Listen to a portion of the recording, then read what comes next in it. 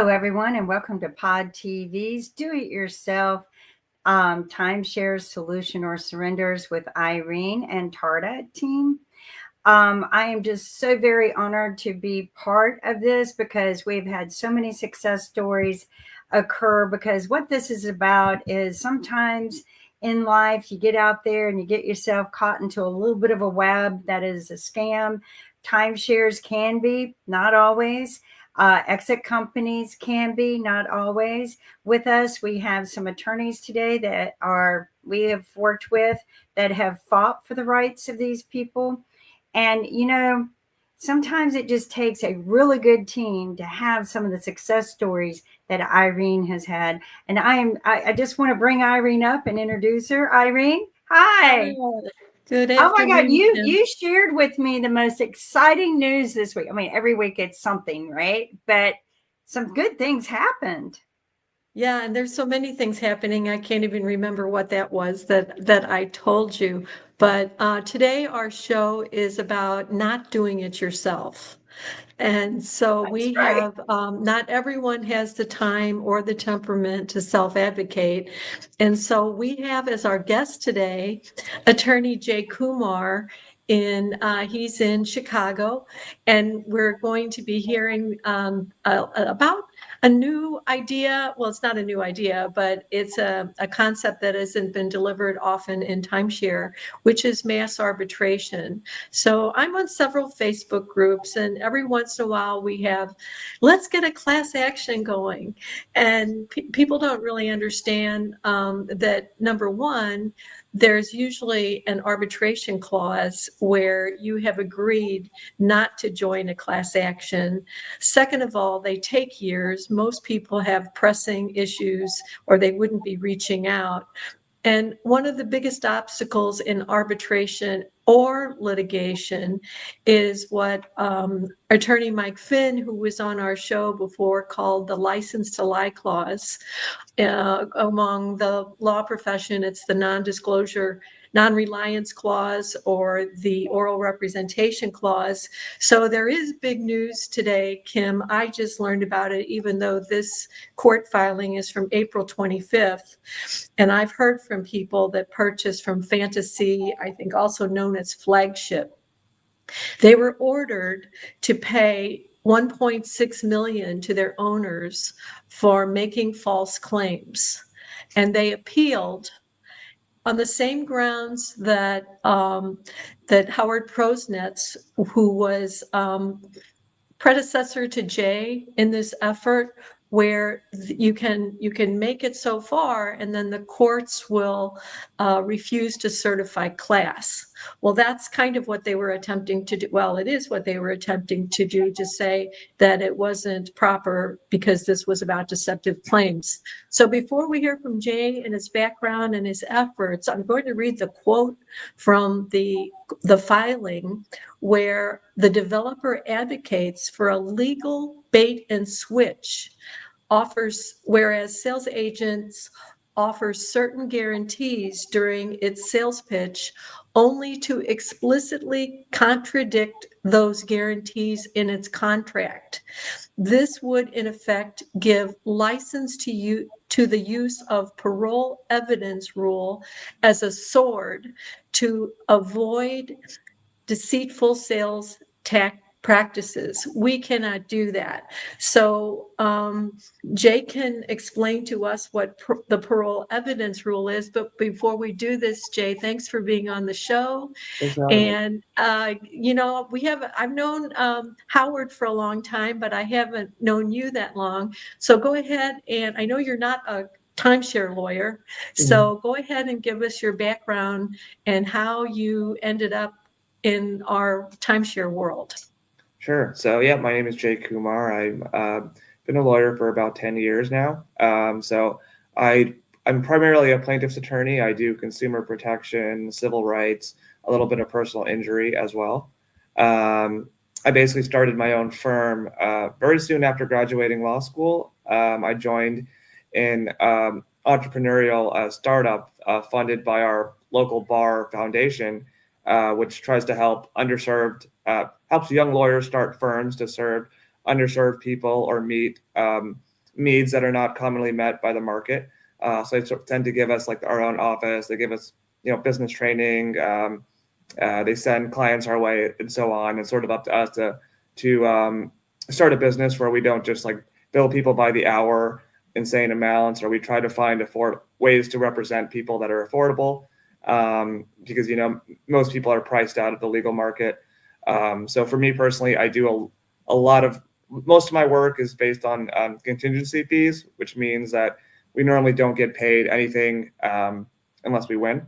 In our timeshare case, well, I should rewind a little bit. So primarily do consumer protection, class actions, and mass arbitrations in the past couple of years. I spent the last couple of years mostly litigating against Warner Brothers, involving like mobile game transactions or microtransactions, if you're familiar. So I've got a background in consumer protection, and then Howard sort of found me online, and he's retiring. So he wanted to sort of tell me about timeshares and sort of explain his effort to hold them accountable and see if I might be interested in taking on some of these cases as he transitions into retirement. So I really spent the last few months investigating Wyndham and reviewing what information Howard has told me, and then we're strategizing about how to bring some sort of collective action to get relief for consumers of Wyndham, whether that be through class action or arbitration. And I think the best foot forward is a mass arbitration against Wyndham, and maybe I'll explain that a little bit. But is that a good introduction, or should I? Yeah, well, and what I'm going to do is I'm going to get a little bit of a background, because I've been involved with this for quite some time now. Actually, 5 years ago, I read an article in the Illinois paper that there was a Kirchner and Weston lawsuit filed in Illinois, and that was dismissed because of jurisdiction. So that was, and along the way, there was also a lawsuit filed against Bedgood, and Wyndham, in their arrogance. I mean, I can't imagine. They lost in 3 states, 3 different law firms, because they refused to pay their AAA, American Arbitration Association, fees. They settled in 2 states. I listened to the oral arguments in the 3rd state, where the court said, yes, some of the plaintiffs can go ahead and litigate. I was asked to help transcribe those oral arguments. They were 19 pages, and I thought, what rhetoric. So one of the attorneys I know, actually Michael Finn, that's been on the show, he called that a one-off, because they then changed their agreement so that it's either JAMS or AAA, because they were petitioning the court to appoint a special arbitrator. And the court said, but your agreement didn't provide for anything but AAA. So then Kim and I were invited to Delaware, where we took the train up to Delaware, and I was able to meet our very first guest on Pod TV. February 26th was Taya, active duty Army. And she ended up a lead plaintiff as a subclass for the Service Members Civil Relief Act, where she should have been allowed 6%. The Wyndham Cares Department received 74 emails from her, and so that's settled. So we're not privy to the terms, but we really appreciate what you folks do. So now let's go ahead and most of the people that are listening are people who are going to be, well, I'm sure we'll have some attorneys viewing us, but I feel our primary audience are the family, like the one I described. They had 84,000 points for a family of 7 when it takes 126 for a 2-bedroom. Families like that are weighing what are the risks of arbitration. And to address my biggest concern, I've seen some horrendous adverse rulings where someone lost an arbitration represented by a law firm. It was a $5,000 dispute, and they were ordered to pay $95,000. I reached out to the company, and that was reversed. But in all the adverse rulings, it was a law firm that the developer had sued. Mhm. or in two recent adverse rulings with Wyndham, Howard Prosnex explained that they were filed in court, and surely the lawyer knew it was going to compel arbitration. So if you could address those in your explanation, I'm going to take a lot of notes. I feel like I'm Sure. back in college here Sure. to the process and the cost. And Mhm. you've talked on it a little bit, but let's go ahead and have you take it from here. Sure. Okay. Well, a lot of information to get to, so I'll try to explain everything. So first of all, yes, in arbitration, if you file an arbitration, generally it's like an expedited lawsuit. So generally, the same phases that you would go through in a lawsuit would be present, and the applicable law and the relief that you can get is generally the same as in a lawsuit. So, for example, if you file a lawsuit in a jurisdiction it's not too friendly to consumers, or that's the applicable law, then you're going to be bound by that in arbitration or in court. Now, and the arbitrators are generally retired judges or maybe other attorneys that have been hired by the arbitration company or independent contractors of the arbitration company to adjudicate disputes. And I guess maybe I can backtrack a little bit on like what is arbitration, or why do companies insist on arbitration. Generally speaking, probably around the 80s or late 80s, early 90s, corporations began like a massive effort to avoid being sued in class action. So really the main benefit of arbitration is basically to defeat class action liability. So essentially when you have, a terms of service agreement through your phone provider, or, a contract, through the connection of any major purchase like a timeshare, many consumer contracts. In fact, probably the vast majority of consumer contracts today include arbitration clauses. And the arbitration clause will essentially say, hey, we by signing this document, you agree to have this particular arbitration company, hear any disputes, and you agree to that obviously ex ante before any dispute has arisen. And generally, the arbitration company has certain rules for how certain kinds of cases are administered. So, there might be a lower fee to get started, a lower filing fee. Generally, the arbitrators are paid a hefty amount, but luckily in the consumer context, the business fronts the majority of the fee. So, the filing fees might be for a single plaintiff arbitration, they might be under $300, which is maybe a little less than it would be in court. But the defendants might have to pay, $1,500, $2,000, something like that, depending on if the arbitration is virtual or in person. And then generally, the procedures are a little bit more relaxed in terms of, how can motions be heard and like how soon are decisions rendered. So generally, the process is a lot faster. Now, of course, the concern is because these disputes are being resolved outside of court, the process is not transparent. As you know, the court system is a democratic process where you can literally just walk into a hearing as you might do, Irene, and just report on what's happening. Any member of the public can do this. So, if you ever wanted to see a jury trial, you can just walk into your local court and ask the court. Yeah, I have done that, but the concern that I always hear is bias. That if you're being paid $400 to $800 an hour, who are you going to like? Mm-hmm. Well, that's good. Yes. So certainly the arbitration companies have to make themselves attractive to businesses, because those businesses have to put, that, in our contract, if you get into a dispute, we're going to use this arbitration company.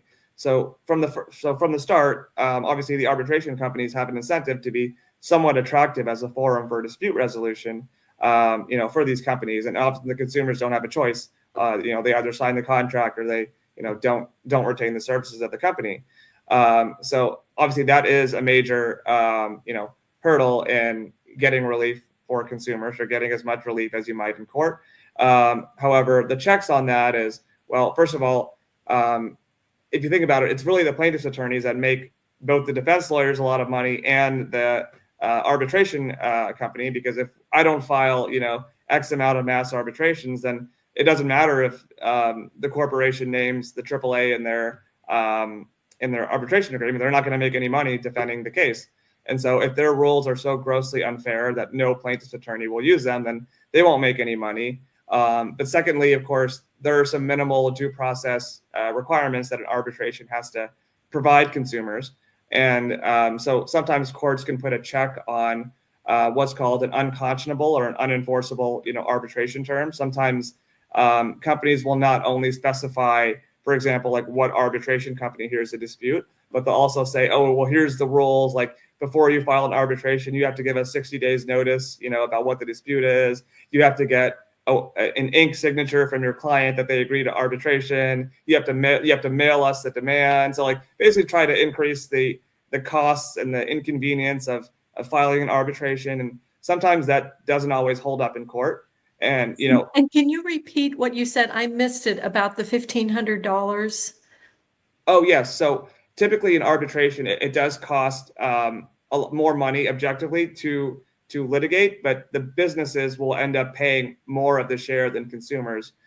So again, it would probably not be enforceable to make a consumer pay like thousands of dollars in fees. There wouldn't be a 50-50 split. Basically, the business will pay $1,500 or $1,600 or something like that to litigate the case, or maybe $2,000. It depends on whether the plaintiffs request a virtual arbitration, a documents-only arbitration, or an in-person arbitration. But generally speaking, the lion's share of the fees come from the defendant. And of course, let me say that for now, and then maybe I'll explain a little bit later about how the economics of that tend to favor what I call mass arbitration. But that's basically arbitration in a nutshell. And the number, when we say mass arbitration, is that 25 people or Yeah. more?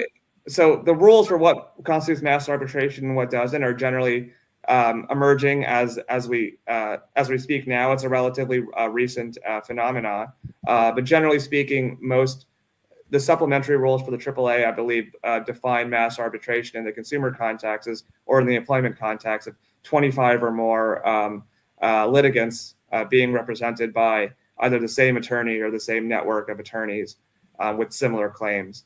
Now, what defines a similar claim is generally going to be determined by the arbitrator upon filing and upon the initial case administration status. Well, and the other complaint or concerns that the law firms I know that they prefer to try to negotiate rather than arbitrate is the venue. That like for instance in Wyndham they wanted to be in near Orlando jurisdiction, and that's inconvenient, especially for active duty service members. So is where will the venues be for the mass arbitrations? Yeah, we'll probably determine that upon filing when we consult the arbitrator. Then we see how many people have signed up and like where they are. I'm generally favoring a venue here in Chicago, but I believe that the AAA just recently released some new additions to their supplementary mass arbitration rules, where they say virtual arbitration is preferred in mass arb context in consumer cases. So I don't necessarily have a problem with that. I just generally think that in person makes like the arbitrators sort of it humanizes your client more and makes them realize that these are real people that are affected by these predatory practices by Wyndham or other timeshare companies. I think it's just a little bit more solid, and it makes Wyndham's attorneys take it more seriously as well. But yeah, it's TBD on that. But it's looking more like it's probably going to be virtual, which I know allays a lot of people's concerns about traveling and planning and so on. And you have a questionnaire that you provide to people that are interested. Can you just give a little bit of information of what basic information you require from? Yeah, sure. Sure. So in a mass arbitration context, where sort of anyone can, the goal of mass arbitration is to sign up a lot of people with a very specific claims. So obviously, one attorney can't possibly have as detailed of a consultation with every individual person. So you need a way to vet claims. You need a way to make sure the claims are, meritorious and that everyone signing up is an actual customer of the company that you're pursuing. So obviously we get people to say, hey, what is your Wyndham number? What misrepresentations were you exposed to at the sales process? It's a rather thorough consultation, or rather thorough, like almost a virtual consultation, if you will. So we have some check marks for like, oh, here are the most basic misrepresentations a sales agent might say or might omit from their sales pitch. And then we have a little add-on where people can type, what did I miss? Like, what is something maybe unique to your case or something that I hadn't really hit on? So as I read it, I'm sort of, learning new strategies or maybe adjusting the questionnaire in some ways to account for what data might be missing. And, we get their aggregate, damages, how much they've spent so far on Wyndham in terms of fees, what the initial contract price is, and if they can upload their contract. So it's actually a very, very thorough vetting process, certainly a lot more thorough than most mass arbitration campaigns. And that's just because we want to be super confident that like everyone we sign up has a good case. And a human reviews all of, I review the questionnaire responses, and I only send an agreement if I think they have a good shot of recovering something. Yeah. So if I just said I just can't afford it, Mhm. I have buyer's remorse, you would tell them that probably arbitration is not the path they should pursue. Yeah, I think there are definitely some risks. I mean, as you said, if you're behind on your monthly fees or you stop paying entirely, you run the risk of Wyndham countersuing you. So it's a cost benefit analysis for sure. So I don't necessarily and some people just have very low damages in the first place. So I mean, some people might have claims worth 20, 30,000, or some people might be in the hole, 300,000. So for some people, it just may not be worth it. So it's an individualized decision for sure. As to what.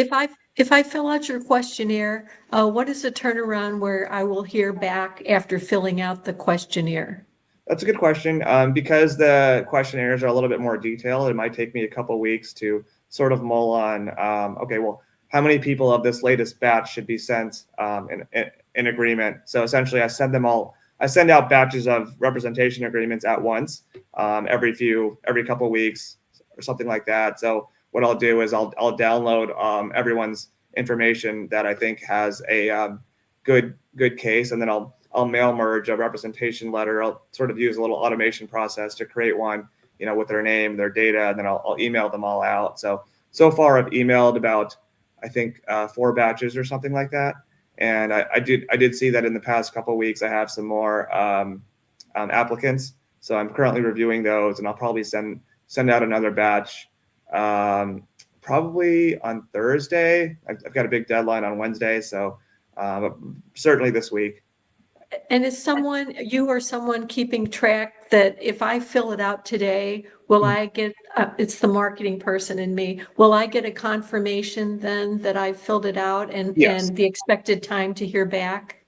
You'll get a confirmation that you've filled it out. That'll happen automatically. When they'll hear back, I don't necessarily commit to a specific time. I might call them back, tomorrow, or I might email them the next day, or maybe in a week or so. But generally, what I'll do is I'll send updates to people. I'll send updates to everyone at once, basically through mass mail.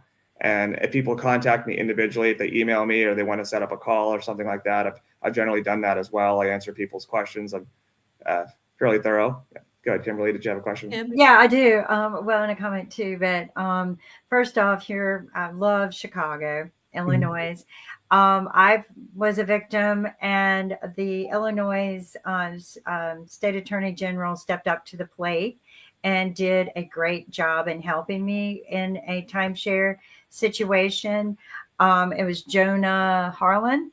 I don't know if he's still there, but I will say that of all the people I've worked with, besides Irene, he was the most proactive and really just jumped on it. I mean, when I met Irene, I didn't realize I had already written him. So I had no idea he had already started the wheels spinning.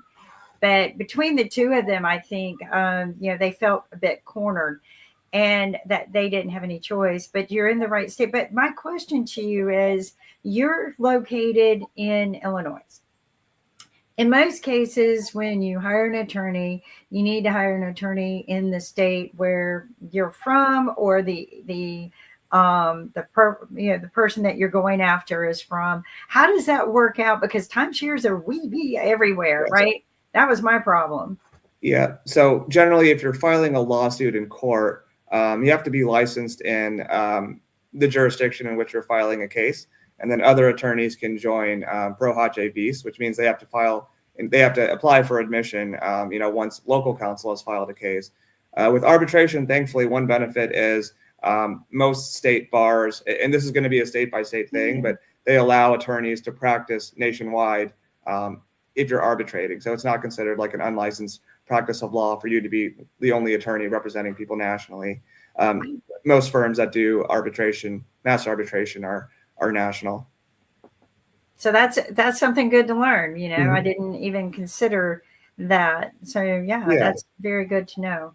If I may, I'd like to talk a little bit about the differences between class actions or mass arbs, and maybe a little bit more about how they came to be. I did explain about. Yeah, let's do the history. Sure. I got taking notes. Okay, great. So I got a little sidetracked. So I told you guys that companies, obviously, they're developing strategies. Big corporations have big lobbyists, and the defense bar have their own interests. So they basically have sought strategies to make consumers agree to waive their rights to a class action, right? Because let's say they have some fraudulent practice. Let's say that a company with millions of consumers is scamming everyone for $5, let's say, so that could make them millions and millions of dollars. So importantly, if they were to get sued in a class action, and if the class were to get certified, now those attorneys, the plaintiff's attorneys, would automatically represent every single consumer affected by that practice without that consumer having to sign up or apply or do anything like that, which automatically means that, hey, all the money that this corporation made off this fraud is on the table to be taken away. So that massive financial leverage against the company. So of course they want to. By the way, a Publishers Clearinghouse, from when I was a kid that got in trouble, they just lost another class action. They keep doing the same thing over and over again. Yeah, no, it's definitely they do. And then so of course, in their world, if they can have it, well, let's just create this really onerous procedure called, arbitration. We'll hire companies, to handle it. And then, if a few people find out that they've been scammed, well, no attorney is going to take a case worth $5, obviously. So, they're on their own, or they're going to have to file, an arbitration. And worst case scenario, if someone sues us for $5, we'll pay them $20 and, make them sign a confidentiality agreement, and we'll still profit millions from our, fraudulent practice, right? So that's the way the companies think. So, and then another huge devastating blow to consumers came in 2011 when the Supreme Court, in a case called AT&T versus Concepcion, so they basically validated mandatory arbitration by saying, hey, if you're a state like, say, California, and you have a state law banning mandatory arbitration, well, that's not going to be good because the Federal Arbitration Act supersedes state law. So now class action waivers are essentially good, nationwide.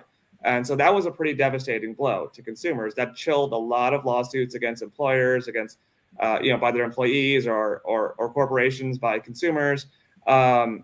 So that was pretty devastating. But in a few years after that, very entrepreneurial plaintiffs' attorneys, well, they said, okay, well, you want to arbitrate, and you have all this case law saying arbitration is mandatory, it's individual. Well, here's what we're going to do. We're going to go on social media, and we're going to get thousands and thousands of people, and we're going to automate, representation agreements, and we're going to have a little questionnaire, and if we're going to automatically send them an agreement, and then we're going to file 5,000 arbitration demands, which I believe the workers of Lyft, DoorDash did that. Actually, they were employees, and they alleged, or they were the drivers alleged that they were misclassified as independent contractors when they were actually employees.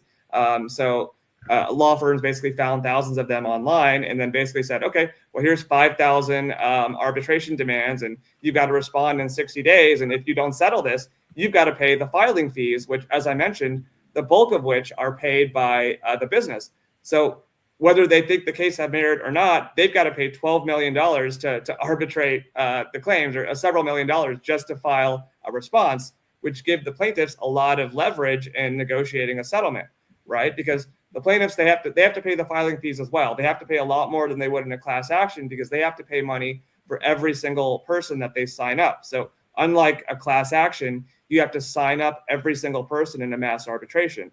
In other words, the arbitration is not, you don't have like a named plaintiff that represents everyone. You just have to sign up everyone individually, and you have to send, a demand individually. So obviously companies were like, oh, well, this is BS. We don't want to pay $12 million. We don't want to pay several $1,000,000 to defend these claims. How do we know if they're meritorious or not? How do we know that these are real customers or how do we know they're real drivers of DoorDash? Or how do we know they're real customers of our business? So they basically refused to pay the arbitration fees and said, oh, screw this, we're not going to do this. So then the plaintiff's lawyers went to court, and they filed a motion to compel arbitration saying, well, hold on, your contract says you've got to arbitrate these cases, so you better get back in arbitration and defend these cases. And, they're saying, oh, well, we don't want to do that. This is BS. All your cases are frivolous, blah, blah, blah. And then the judge was like, well, I mean, this is total hypocrisy. This is the regime that you mandated. This is your contract. You wrote it, and you specified the procedure for arbitration. You chose the company, so go arbitrate. You're going to pay those fees. I think the judge was really that harsh. So judges have been pretty unsympathetic towards corporations' attempts to wiggle out of their arbitration agreements, in response to mass arbitration. Go ahead, sorry. Yeah, I have a question. Okay, BB&T lost a lawsuit where they slipped in an arbitration after the fact. Westgate Resorts, it was like a February 2nd, they were sued a couple of years ago for violating the Military Lending Act. Then they put on their WOW website, the World of Westgate benefits. In order to access your benefits, as of February 1st, the day before, you had to agree to arbitration. Now, Right. Are they allowed to do that? Are they allowed to slip in an arbitration clause after they've already signed the contract?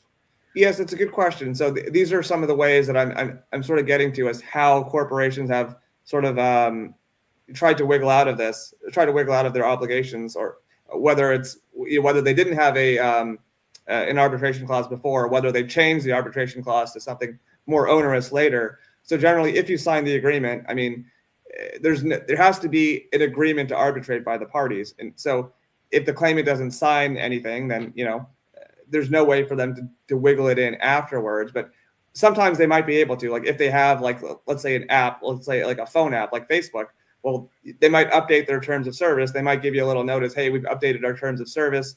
In order to continue using our service, you have to agree to the terms, and you might click agree, and now you're subject to whatever they've changed the arbitration terms to.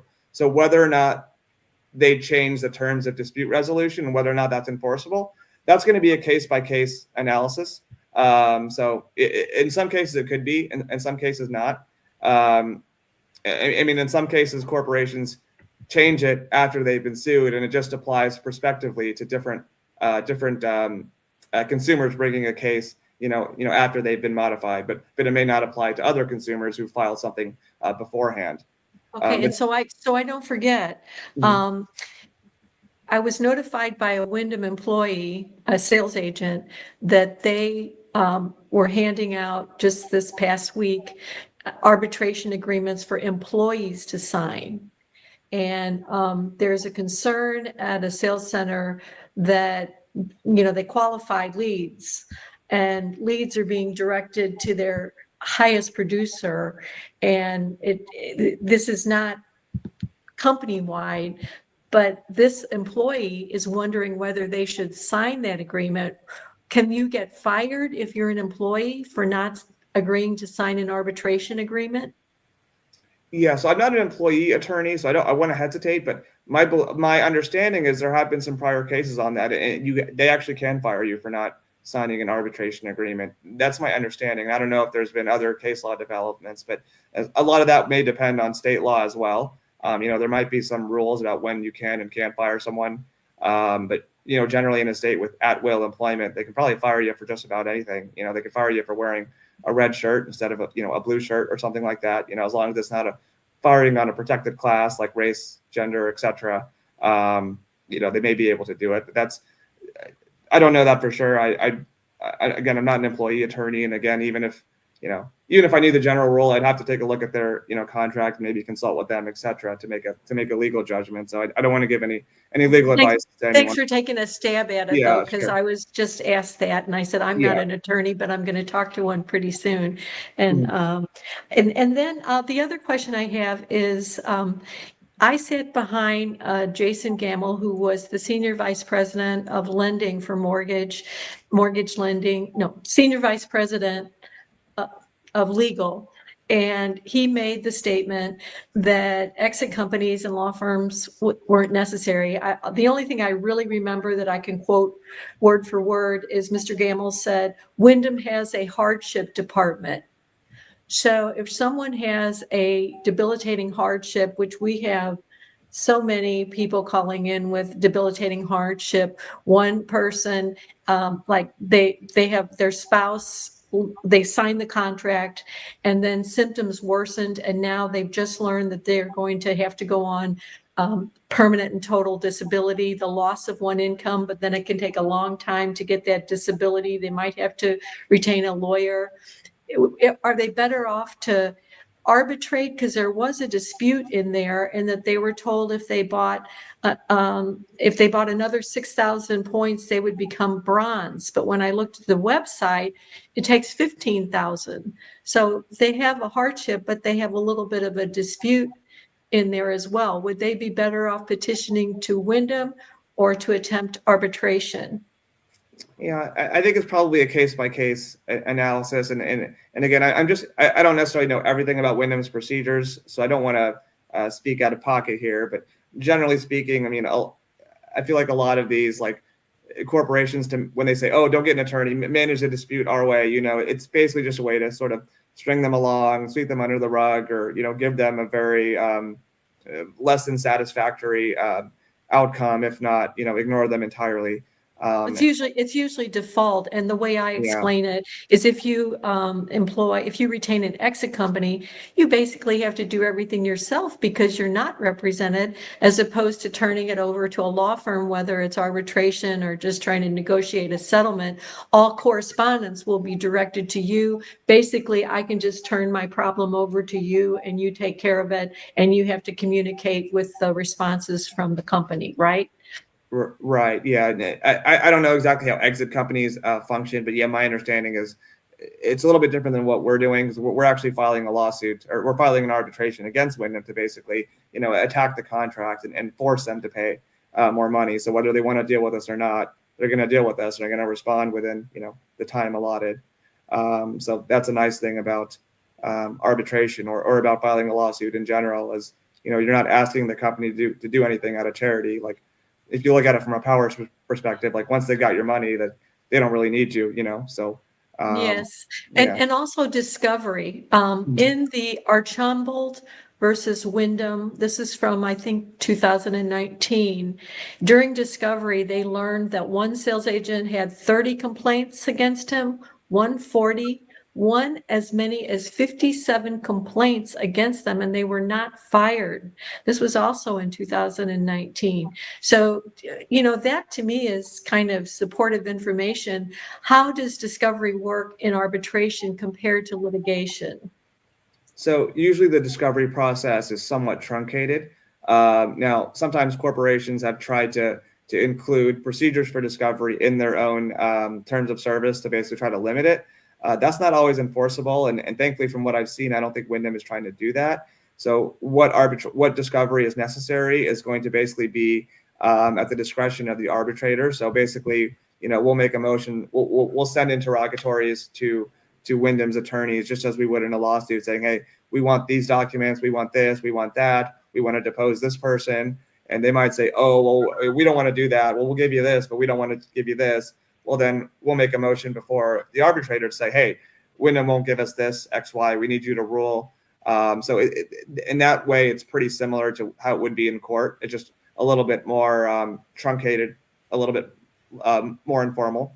But you still have the same extent of discovery. You can still discover the same things that you would in litigation generally.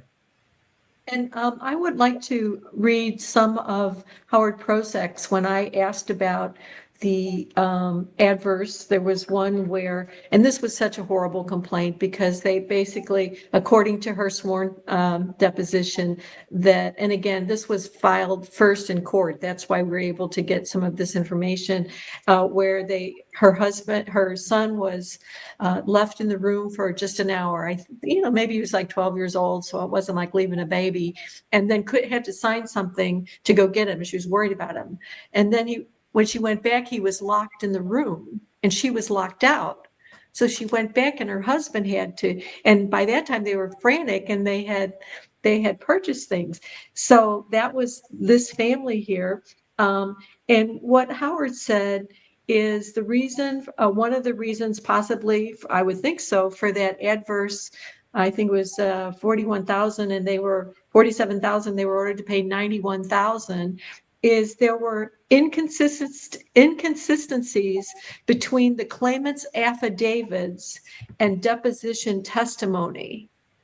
So the other is that claimants had not relied on certain oral representations, and no depositions were taken of Wyndham sales representatives. Would you customarily be deposing usually the sales reps as well? I think we would definitely seek to do that. Okay, and so that's why they depose you anyway, right? They want to see if you're going to mess up between what your affidavit said. Exactly. And okay, and then one other thing is that I followed 12 lawsuits, and consistent in all 12 lawsuits were problems with availability. Now, there's a Wyndham Facebook group with 30 or 40,000 people on it where they've like Wyndham and they've been members for years. So I always felt that availability may be kind of a weak argument. But in Kirchner versus Wyndham, Daniel Henderson filed a declaration, and of course, not everything was public in that, but she was able to show where inventory is manipulated. Can you tell me how difficult you feel it would be if the complaint is availability? I think there's probably multiple angles of what's admitted and what are false misrepresentations. So it's okay to include multiple theories in one complaint. So I think the more theories you have, you definitely want to include everything that you can in the complaint. So resting on any one theory, you do risk, the arbitrator or the judge saying, well, I don't think this is material, or I don't think this is really a concern. There's always a risk involved in that. I think it's going to depend on, whether the company knew about, the availability problem, whether they concealed it, or what statements they made saying, hey, yeah, you can book anytime. You can book, it might depend on what specific misrepresentations were communicated to the person, to the customer. But yeah, when possible, I think there's usually a plethora of stuff that the salespeople do for Wyndham at least. So I don't, and usually from almost everyone that I've heard, they've checked multiple boxes of things that people are saying. So I don't actually know if there's any one applicant that we received that basically only had availability as an issue. As to your other point, there are certainly going to be customers of a company, even a wildly unpopular one, that are going to be satisfied, and for a certain percentage of people are able to book right away in their first year, and maybe some people just don't care too much if they have a little bit of inconvenience here and there, or they might just get lucky, might be one of the lucky ones who don't have a bad experience, or maybe they're only objecting to like a particular upgrade that they've been sold, but maybe not to the contract in general. I will say that our relief will probably involve canceling contracts, or we're going to attempt to do so. So I think people who are overall satisfied with their experience, and they may have one or two gripes or something, like it may not be a good fit to arbitrate, because there is a potential for a mass resolution in arbitration of everyone's cases, or they might just be settled individually. So I couldn't necessarily guarantee that that would be a good outcome for those people, obviously, if they're broadly satisfied with Wyndham. Well, one consistent complaint we hear over and over and over again is they told me I could rent it. And the most disturbing I had was, I think we've got, Kim, we've got Right. some noise on the, Yeah, that makes sense. yeah. Okay, I think he didn't realize he was on our screen. So is the renting, and the worst that kept me awake some nights is Megan, who was on our show, episode 36. Her husband, a Marine, don't worry, and she was pregnant with her third child. Don't worry about your husband being deployed to a combat zone. You can rent it out, and it will pay for itself. And she, on the show, describes in great detail how she attempted to do that. That's different than just saying, oh, they told me I could rent it. Now, how would what we're lobbying for is reading the contract would not have helped. The contract rescission period didn't help. If you bought from Diamond Resorts owned by Hilton, their contract states you cannot rent to anyone you don't know, and you cannot use a third-party platform, as opposed to Westgate, Vacation Village, Wyndham, where you can rent, but you have to rent through Vacation Share. So one person was upgraded and he learned the same thing, why it doesn't work. And we don't have time to go into all the details, but people can cancel liberally. And then he went to another update and they said, oh yeah, no, the Vacation Share doesn't work. Call this company. And he did. And there was somebody that used to work for Wyndham, and it did work. And he received a cease and desist letter accusing him of commercial activity. Mm-hmm. So, since we have a lawyer here with us, does that make sense that because the dismissal, whether it's a lawmaker or, they signed a contract, Florida DPPR, so what we're trying to focus on is issues that reading the contract in the rescission period didn't help. Right. Does that make sense? Yeah. And I think it'd be a strong of a misrepresentation as any other. I mean, if they told them that something, they were going to have some condition that's going to be true if they sign the contract, and that's a material consideration to the person signing the contract, and they relied on that representation and then didn't come to fruition, then it wasn't actually the case, and it could potentially be a cause of action for fraud, of course, subject to the defenses that you had named, saying, oh well, the contract says no oral no oral agreements aside from the contract, so on and so on.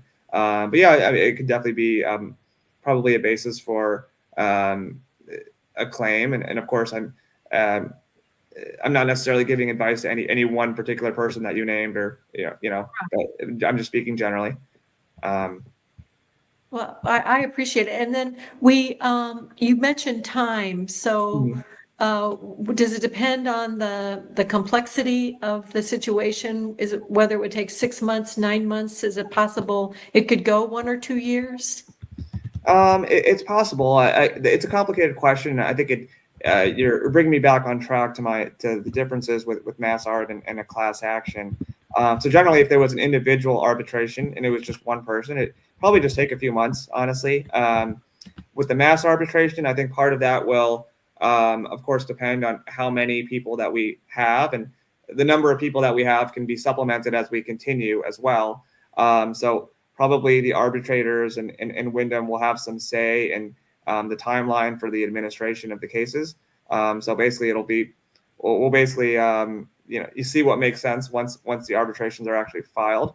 But generally speaking, because there's no motions to compel arbitration or motions for class certification, etc., the whole thing will be a lot quicker. And the advantage of mass arbitration is that although that every individual consumer's case will be heard individually, in theory, if they're actually litigated instead of settled, some of the discovery, the discovery of Wyndham's internal documents, etc., that'll be in common, to everyone's case.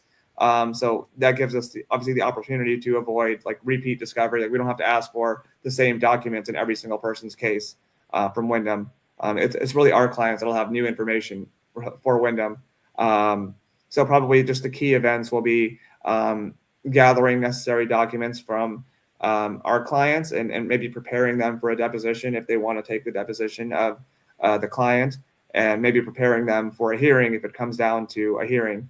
I will say our first step, and I should mention this is important, is that our representation here is a hybrid between a flat fee and a contingency fee. So this is probably not going to be a case where we're going to arbitrate 2,000 complaints that are copy and paste. I'm trying to have a manageable number of litigants that I can represent, and I can actually try the case. So like Wyndham can't call my bluff because they might think that, oh, if we don't settle, this guy isn't going to try 50, 60 cases, but I'll try them. So that's why I'm charging a little bit, just to hedge myself against obviously being strung out for a long time and then potentially losing or not having thousands of applicants. So basically, we're charging a flat fee of $750 to actually file the arbitration, and then our contingency fee will be 33% of whatever damages are received. But once our first step is once right now I'm working on the mass arbitration complaint, but I will reach out to Wyndham's attorneys and basically say, hey, we have X amount of people that, as a heads up, we're going to be filing, X amount of arbitration demands. Here's all the Wyndham numbers, here's what our basic claims are. So, if you want to resolve this, or you want to mediate this, or schedule a mediation for this, before we file and cost you guys money on filing fees, let me know. And then I will try to resolve everyone's case, right away. So the best case scenario is we can resolve this very, very quickly. Now, of course, Wyndham can tell me to go take a hike. In that case, we'll end up filing the arbitrations, and the process will play itself out. I couldn't say for sure how long it'll take. Howard probably estimates that it would take less than a year litigating these cases. So hopefully that's the case. Certainly it'll take shorter than a class action. And I should specify that you mentioned that the attorneys before, I forgot to say this, but it's important, that the attorneys before had filed an action in court, which was then kicked to arbitration. Sometimes it is reasonable to file in court and fight the arbitration clause. And I've done that in other cases. I've spent many years doing that, fighting arbitration clauses and fighting the enforceability of arbitration clauses.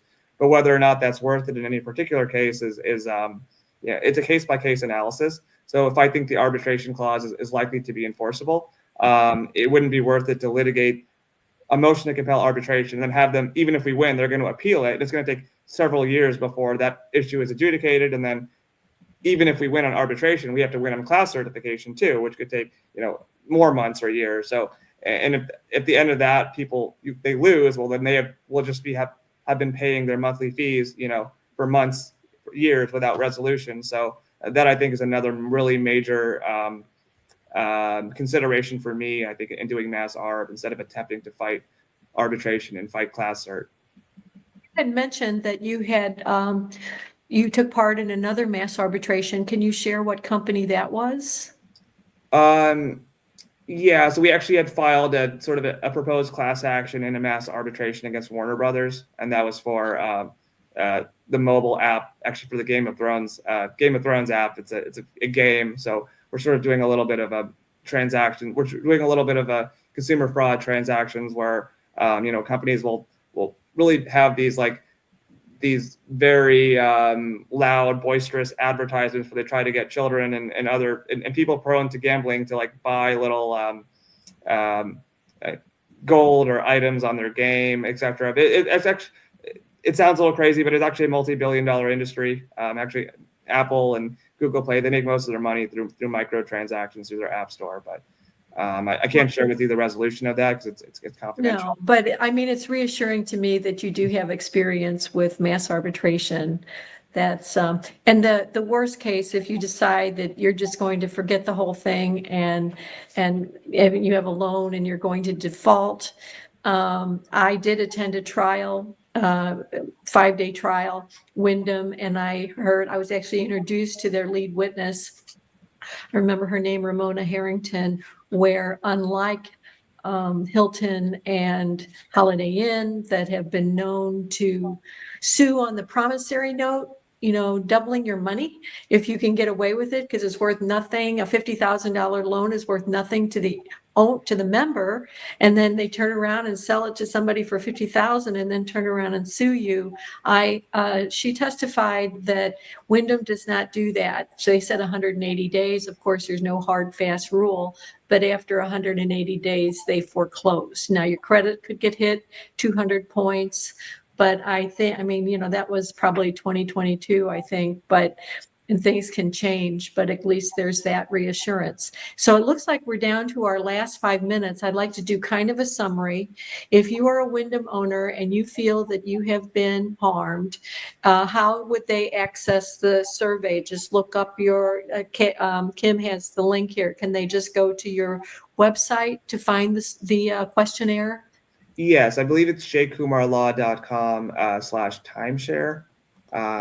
Okay. Yeah, so I basically had my IT guy create a little extension to my website to post the survey. It's hosted by Cognito, so it's basically just it helps us collect the data on that. So there we go. Yep, there you go. Yep.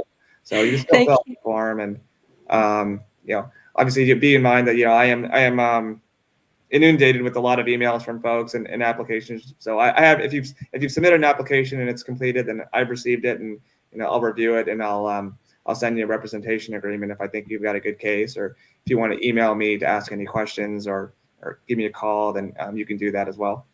And what is your support staff? It's just me right now. Howard may co-counsel with me on some cases, but if it gets to be unwieldy, then I'll probably either co-counsel or hire some support staff temporarily for this mass ARB effort. Well, and again, it's not as complicated as litigation. Kim? Yeah, if you ever need people to come and sit in the courtroom with you or hold signs out in front of the courthouse, call us. We love that kind of stuff. Great. Irene and I, we hop on trains and we go to help. And I think our presence has made a difference. What do you think, Irene? I do, but one thing we didn't mention, I forgot, is if you lose in a lawsuit, you can appeal. But with arbitration, there's limited appeals, so it is private and binding. Yes. And once you have a decision, that's probably going to be it. Yeah, there's limited review of by courts. I mean, if the procedure is so unfair, like they denied you like very necessary discovery or something like that, you may be able to have the judgment reviewed. But generally speaking, you can't appeal a legal or factual error, as you might in court.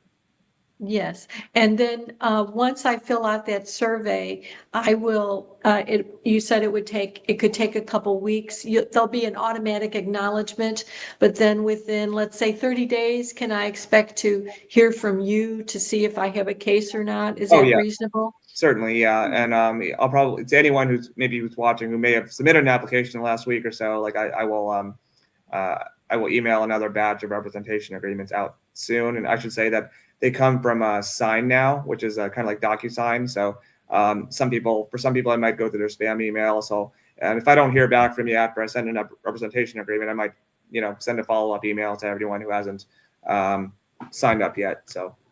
Well, and I personally want to thank not only you, but for Howard. He probably is exhausted after 5 years of Wyndham. And Wyndham was no vacation for him. Right. Yeah, that's a good tagline for a profile. Yeah, right. Right. And horror stories, vacation horror stories. But no, you guys, what you're doing is great. Thank you. Yeah, I want to personally thank you and Howard for taking this on, because people just don't have anywhere to turn sometimes, and they're getting scammed left and right. It's a nightmare. Yeah, and all these New York firms that are calling that are involved with the cartel.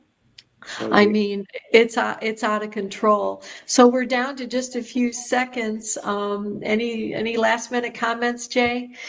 Hopefully I covered everything. If I haven't, then feel free to get back to me and see if I can. Thank you for watching. 1 p.m. Eastern Standard Time every week, Monday. Timeshare Solutions or Surrender with Irene and her TARTA team, and hopefully Jay will join us occasionally and help give some of the consumers some live advice. But you know what, people. there's always someone here. Don't feel lost and like no one is going to help you, because I felt that way. And, here we are. We are And, providing solutions. and I've heard Howard say in court and in his documents, these are real people. You We read are these real people. lawsuits, these are real people behind those words. And we are real people. And for some reason, the law doesn't support this sector, but maybe we can make changes as we move along with Jay, and maybe Howard will work behind the scenes. Everyone, thank you for joining us. We'll see you next week, 1 p.m. Don't forget the like. Thanks.